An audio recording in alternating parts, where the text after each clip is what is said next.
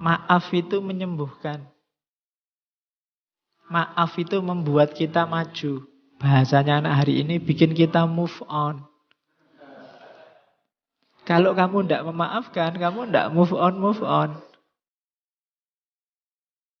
Kamu terjebak oleh masa lalu. Padahal kamu hidup di masa kini. Menuju masa depan. Jadi maaf membuat kita bebas dari luka masa lalu. Sudahlah, dibuang saja. Meskipun tidak harus dilupakan, kita ambil pelajaran. Kayak tadi tidak harus dilupakan. Kenapa? Biar kita jalannya memang ke depan, tidak ke belakang. Kalau kita hanya lihat ke belakang saja, ya nanti kita nggak bisa jalan ke depan. Sekali-sekali belakang itu buat pelajaran, tapi jangan fokus ke sana. Kayak naik motor itu loh. Belakang itu kan dilihat sekali-sekali pakai spion. Nggak usah kamu lihat terus. Kalau naik motor kamu lihat spion terus ya nabrak. Sekali-sekali ngelirik ke belakang. Jadi orang-orang yang mengecewakanmu nggak usah terlalu dipikirin. Dilihat sebentar aja pakai spion. Oh ya sudah. Nggak usah dilihat lama-lama. Nggak usah dipikir lama-lama. Ngelihatnya dikit-dikit aja. Biar kamu bisa maju. Kalau enggak, kamu mandek di situ. Stuck di situ. Enggak bergerak, enggak bisa maju. Maka yuk dibebaskan segala yang mengganjal selama ini. Benci terhadap siapapun, apapun. Wong untungnya apa? Hari ini kan kita kadang aneh-aneh. Enggak ada hubungannya sama sekali sama hidup kita. Ikut-ikutan kita benci, ikut-ikutan kita maki-maki. Di WA, di Facebook itu kan marak sekarang. Ngapain? Wong yo entah yang bener yang mana kan jauh itu sama kehidupan kita. Yo ada pengaruhnya, cuma kan tidak banyak. Ngapain kita sibuk di situ? Mending yang memang jelas manfaatnya. Oke, yang kedua itu ya. Jadi mari kita singkirkan aja bau kebencian apapun. Tidak usah nyari di orang lain. Cari dalam diri kita sendiri. Saya sering bilang kita itu selalu melihat ke orang lain. Kita marah-marah kalau ada orang maki-maki, kalau ada orang mengkafir-kafirkan, ada orang membid'ah-bid'ahkan. Tapi selalu orang lain. Jangan-jangan kita juga begitu. Nganggap orang lain salah, nganggap orang lain keliru, nganggap orang lain tidak pas. Yang pas kita. Itu tadi yang diketawakan oleh Al-Quran kan. Kullu hizbim bima ladaihim farihun. Setiap grup, setiap kelompok merasa bangga. Kalau bahasa Jawanya merasa umuk dengan kelompoknya. Maka kita hindari itu, kita bersihkan aja diri kita dari hal-hal yang tidak penting. Di antara cirinya orang baik kan ada hadisnya, min khairi husnil mar'i tarkuhu malayakni. Di antara ciri orang baik itu meninggalkan yang tidak ada hubungannya dengan dirinya. Terus yang ketiga, maaf itu membawa harmoni, kesatuan, kehidupan yang baru. Itu jelas, karena tidak mungkin ada yang baru kalau kita terlalu berat dengan beban lama. Tidak mungkin kita bisa lari maju kalau beban kita hari ini terlalu berat. Beban batin kita terlalu mantap sehingga melangkah aja kita beratnya luar biasa. Terkungkung oleh masa lalu. Maafkanlah. Biarlah dia dengan yang lain, kamu nyari sendiri yang lain juga. Tidak usah terlalu lama dipikir. Iya. Yo Ben, dia sama yang lain. Emangnya tidak bisa nyari yang lebih jelek? Oke. Ya, tidak apa-apa tuh. Ya kalau untuk umum kan kamu bisa bilang begitu, tidak apa-apa. Terus, jadi jangan dipendam, bebaskan dirimu. Terus maaf membuat kita lebih realistis, tidak terpenjara, tidak terkungkung oleh masa lalu. Terus itu itu sudah dijelaskan tadi. Maaf membuktikan bahwa kita masih manusia yang butuh memaafkan juga butuh dimaafkan. Maaf menunjukkan bahwa ya kita sama-sama manusia yang kadang-kadang juga bisa sama-sama salah. Saya maafkan, siapa tahu besok aku yang butuh dimaafkan. Hari ini kan kita kejam sekali sama orang yang keliru, salah ngomong, keceplosan. Kita tidak memaafkan, pokoknya semua kita laporkan ke polisi. Mbok coba, jangan-jangan besok kita yang keceplosan ngomong, jangan-jangan besok kita yang salah bicara. Kan sengsara juga kalau tiba-tiba salah ngomong terus dilaporkan polisi. Wong tadi niatnya guyon ya, tapi karena sudah terlanjur benci ya dilaporkan polisi. Jangan-jangan besok menimpa kita juga, maka hendaklah kita budayakan memaafkan. Kalau orangnya sudah memang minta maaf, ya kita maafkan. Karena siapa tahu besok kita yang butuh dimaafkan. Jadi peradaban yang saya bilang tadi, pemaafan itu levelnya tidak hanya level adil. Ya memang adilnya orang salah itu dihukum. Cuma pemaafan itu melampaui adil. Dia ada di level ihsan. Kan lebih enak jadi orang mulia. Di atasnya sekedar adil. Jadi maaf menunjukkan bahwa kita ini manusia bisa salah. Kalau orang lain minta maaf ya kita maafkan. Karena siapa tahu besok kita yang butuh dimaafkan.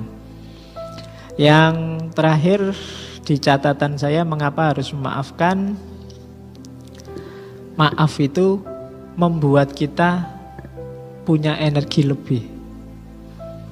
Yaitu logikanya matematika. Kemarin energi kita pakai untuk membenci orang, untuk merancang balas dendam ke orang yang membuat salah pada kita. Ini kan energinya besar. Energi besar ini begitu kita memaafkan, bisa kita manfaatkan ke yang lain, yang lebih penting, yang lebih manfaat daripada pikiran yang negatif, rancangan hidup yang negatif hanya untuk balas dendam, hanya untuk membenci orang lain. Sudahlah kita maafkan saja, kita rancang hidup kita secara lebih positif dengan energi yang fokusnya ke sana. Itu manfaatnya memaafkan. Alasannya itu. Jadi kalau ada yang tanya mengapa harus memaafkan, yang pertama kamu akan lebih tenang. Yang kedua kita tidak akan terkungkung oleh masa lalu. Yang ketiga ya biar hidup ini lebih cerah, lebih harmonis. Yang keempat ya memang kita masih manusia. Manusia itu tempatnya khilaf, tempatnya salah, maka kita memaafkan, siapa tahu besok kita yang butuh dimaafkan. Dan yang terakhir, dengan memaafkan, energi kita untuk membenci, untuk balas dendam, untuk ingat-ingat salahnya orang lain bisa dimanfaatkan ke arah yang lebih positif. Maka budayakan hidup memaafkan. Tapi ada kalanya orang tidak mau memaafkan. Banyak alasannya, di catatan saya ada beberapa. Mengapa ada orang tidak memaafkan? Jawabannya kayak tadi. Orang menganggap memaafkan itu lemah. Orang lebih memilih hidup harus adil. Salah ya dihukum. Keliru ya harus dikasih sanksi. Jadi ada yang pakai argumen itu. Agama kan ada hitung-hitungannya. Kalau orang minum khamr, hukumannya semacam ini. Kalau orang zina, hukumannya semacam ini. Nah ini tuntutan adil, itu bikin orang tidak memaafkan. Jadi paradigma adil, apa tidak boleh? Ya boleh. Cuma levelnya beda dengan pemaafan tadi. Agama kan ada itu banyak hukum-hukum syariat. Harus begini, harus begitu kan. Ya dilihat konteksnya. Dalam banyak kasus, Nabi lebih memilih paradigma pemaafan dibandingkan paradigma penghukuman. dibandingkan paradigma sekedar keadilan. Maaf itu kan banyak cerita, banyak yang tawanan perang harusnya dihukum mati, adalah disuruh ngajar aja. Waktu Fathu Mekah itu kan kafir Quraisy kan disuruh diampuni semua. Musuhnya yang paling besar, rumahnya malah dijadikan suaka. Barang siapa masuk rumahnya Abu Sufyan, dia aman. Itu Nabi Muhammad. Paradigma memaafkan. Suatu ketika ada anak muda yang menghadap pada Nabi. Dia ngaku, Nabi, saya kemarin baru saja zina. Aduh, jarang ya ada kayak gini hari ini. Ya. Oke, kalau hari ini kan lebih dahsyat, enggak cuma ngaku, di video lagi.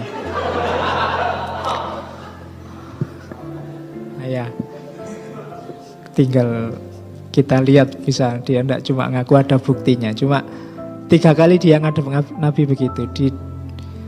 Begitu ngadep pertama, Nabi pura-pura enggak dengar, terus Nabi minggir. Ngadep kedua, Nabi bilang, enggak, mungkin kamu khilaf. Sebenarnya kamu enggak zina, bertobat sajalah. Terus Nabi minggir. Sampai 3 kali Nabi masih begitu. Sudahlah, kamu tobat saja. Datang yang keempat baru Nabi bilang, ya sudahlah kalau kamu ngeyel. Dia minta dirajam. Karena hukumannya orang zina itu kan rajam. Nabi bolak-balik bilang tobatlah. Itu kan maksudnya paradigma yang lebih tinggi dari bahasa adil. Tapi pemuda ini milih adil saja. Ya wis, kalau mau rajam ya rajamlah, kamu sendiri yang mau. Jarang yang kayak gini anak muda sekarang. Oke, begitu dirajam, lemparan pertama, kedua, baru dia teriak-teriak, waduh Nabi ternyata sakit, masih boleh tobat enggak?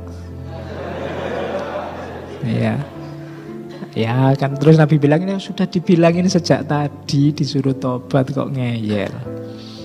Akhirnya diizinkan untuk bertobat.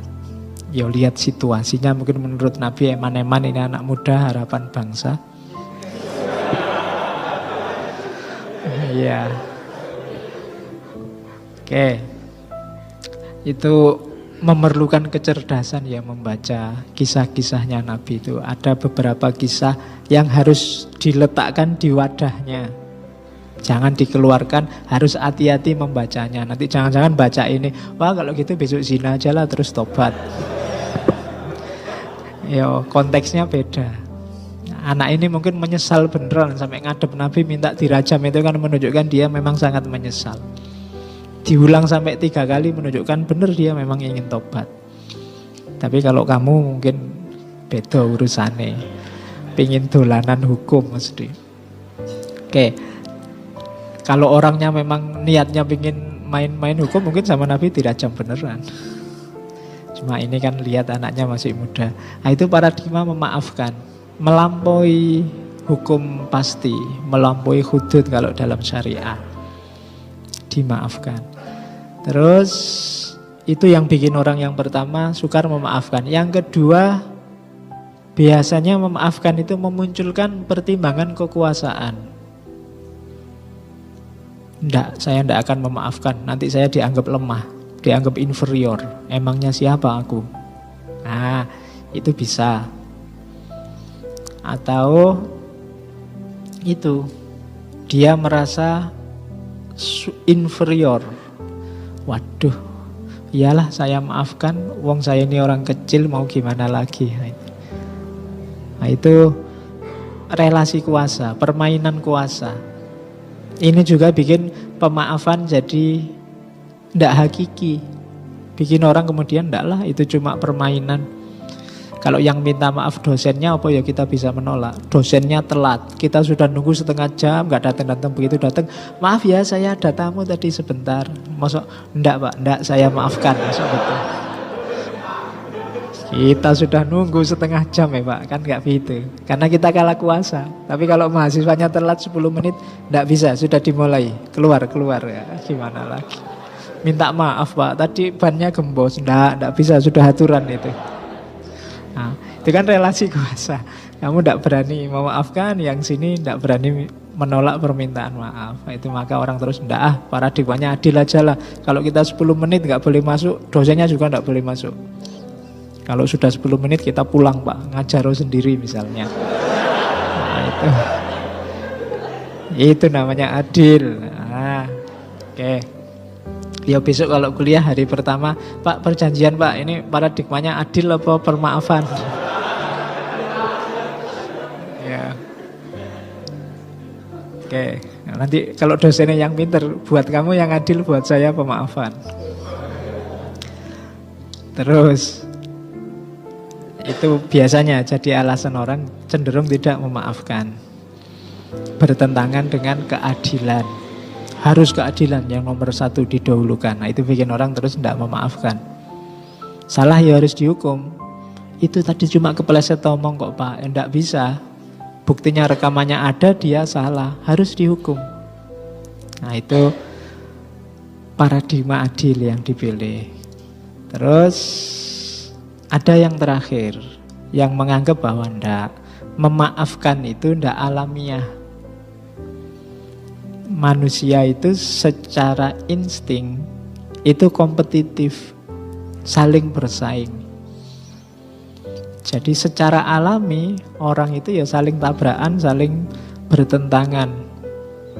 Jadi kalau ada yang mempromosikan pemaafan itu pasti agak menggeser kodratnya orang untuk saling tabrakan, untuk saling menjatuhkan.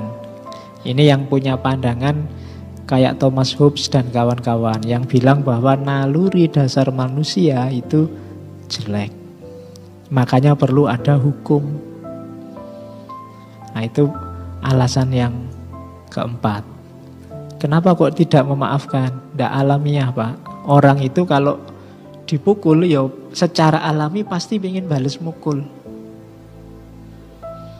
Itu alami. Meskipun ada kalanya ya memang karena nggak level, nggak berani. Yang mukul besar, yang dipukul kecil.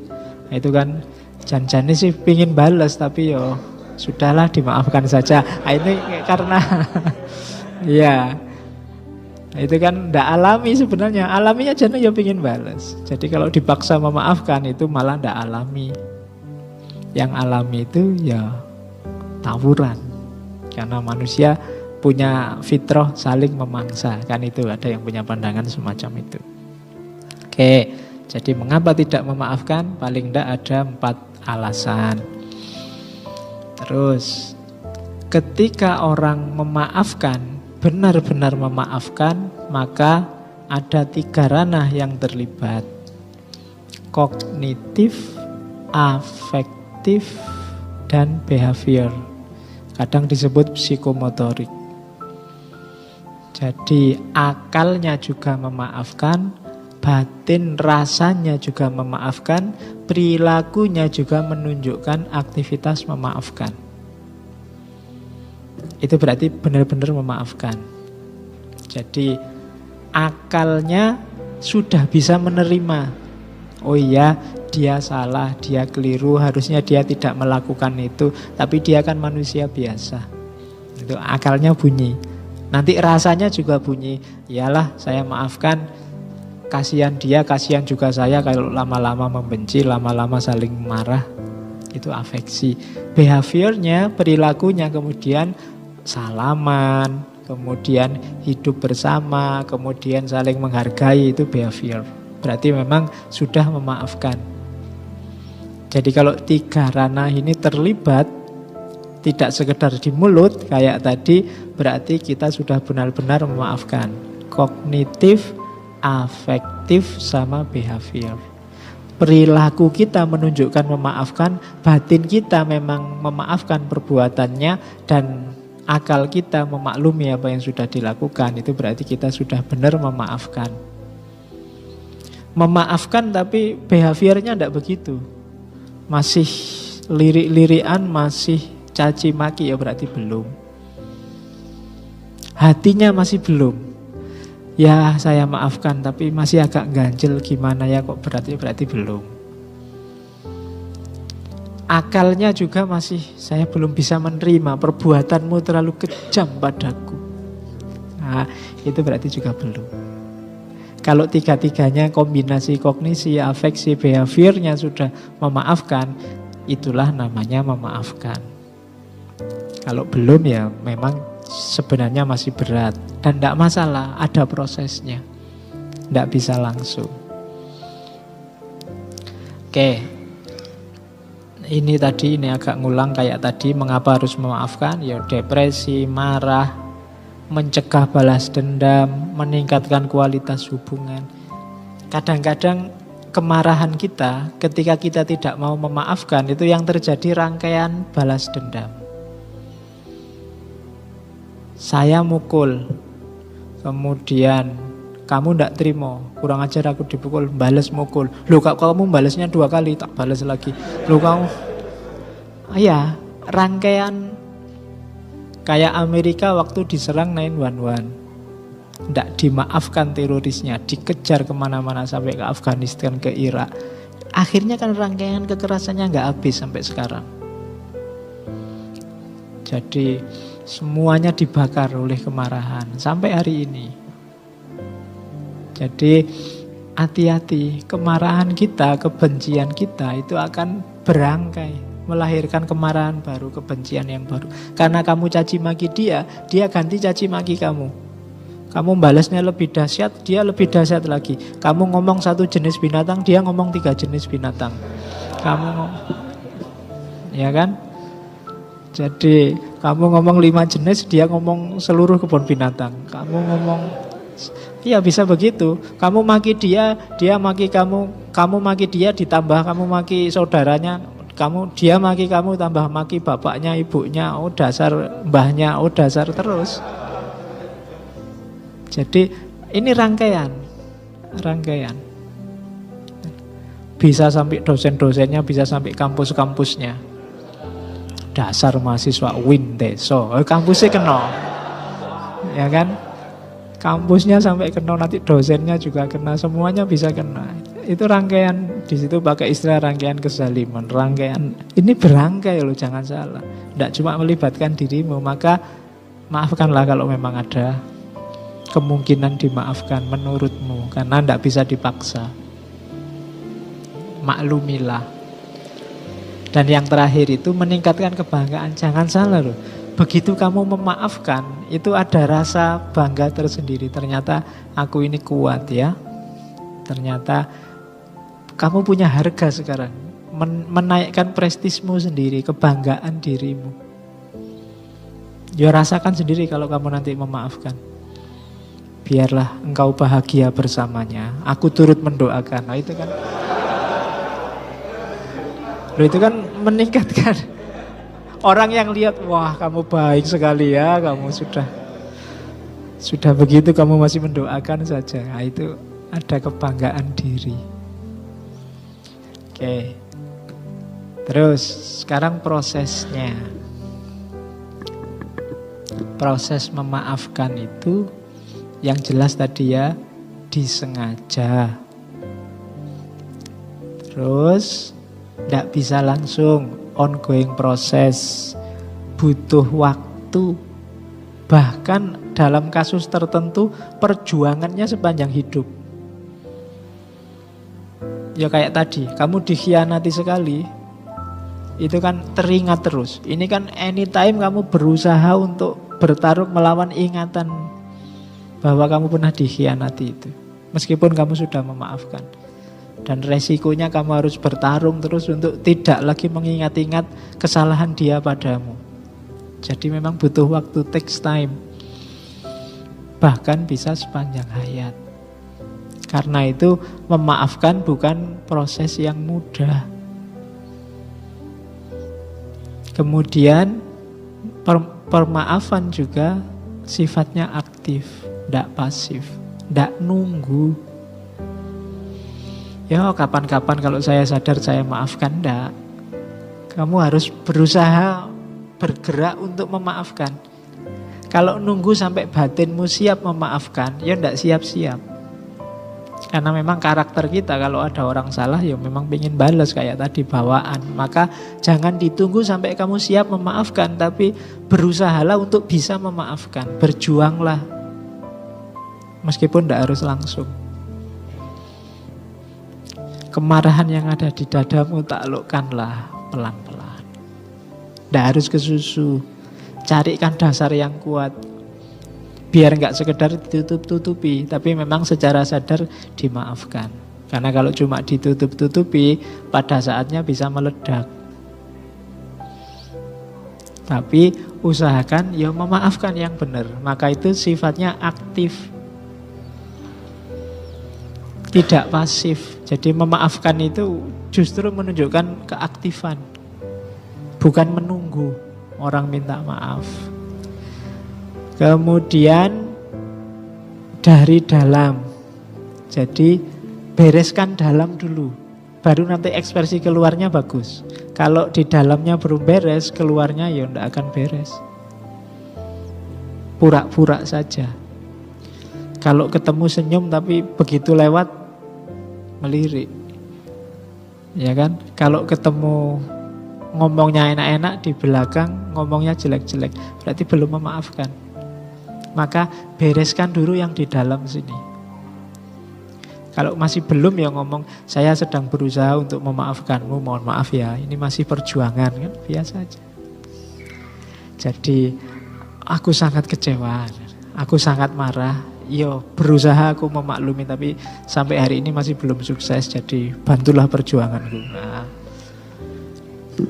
oke, semangat kan gitu. Kayak Benteng Takeshi itu loh, kalau mau gerak itu aku bisa kan gitu.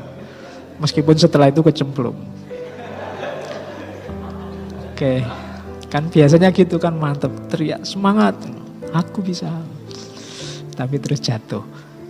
Terus dan ya karena dalamnya berubah, nanti perilakunya berubah. Jadi ada proses panjangnya, nanti ada penjelasan detailnya. Ini loh prosesnya. Ini namanya teorinya Enright Model. Yang punya teori Robert Enright dari bukunya Forgiveness is a Choice. Memaafkan itu pilihan.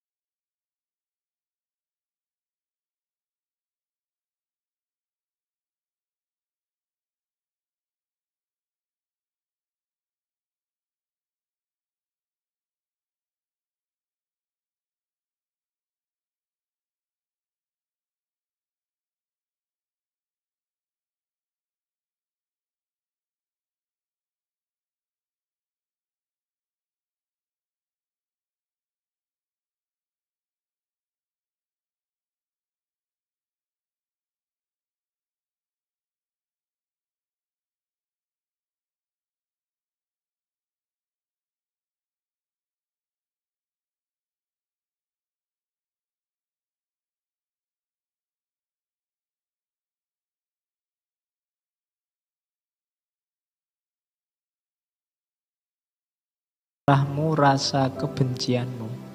Ini penting. Banyak orang yang kadang-kadang marah dan bencinya itu dia juga tidak jelas. Kenapa kamu marah sama dia? Tidak tahu, saya lihat di WA itu banyak orang marah-marah ke dia, ya saya ikut-ikutan. Itu tidak jelas, hubungannya apa dia sama kamu, kok kamu ikut maki-maki dia? Itu tidak jelas. Kadang-kadang seolah-olah kamu ikut benci, ikut marah, padahal enggak, kamu enggak ada hubungan apa-apa. Cuma kamu share aja, biar WA-nya enggak sepi, Pak. Kadang-kadang kan begitu kamu. Itu uncovering face. Kamu benci ke pacarmu itu loh misalnya, karena dia kawin sama orang lain. Itu sakitmu itu di mana? Alasannya apa kok kamu sakit itu? Karena dia mengkhianatimu, apa karena dia bahagia kawin lagi, kawin sama orang lain, apa dia? Itu kan harus jelas duduk persoalannya. Karena ini ngomong manusia itu tidak bisa ditebak. Fenomena yang sama, gejala yang sama tidak mengakibatkan efek yang sama.